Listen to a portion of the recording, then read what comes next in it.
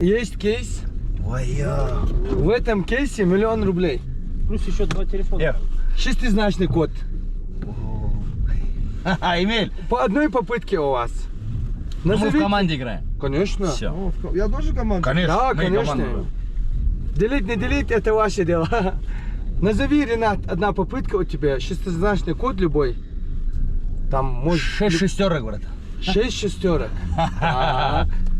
Хорошо. Эмиль? 006? Нет. 006.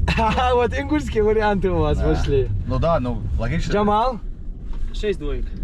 6 двоек. Да. Так, Кто хоть близко попал? как вы думаете? Вот смотрите. По-любому связано что-то с шестерками, братан, по-любому. Не обязательно, брат. Ну я уверен, потому что все-таки ингуши. Код был такой. 3 восьмерки, 3 девятки. Просто я сейчас вам покажу, что это абсолютная правда. Мы честные, смотрите. Ой. Там было еще 2 айфона, телефона 16. Это я хотел вам, когда вы откроете, показать. Я просто сдал тебя. Так, смотрите, чтобы люди поверили. Вот 1 000 000 рублей. Вот 2 айфона. Просто бывает же, люди такие не всегда щедрые. И они думают, как сам. Так, Джамал, с Сзади- миллионом не сзади получилось, машина как раз. но должно получиться с игрой.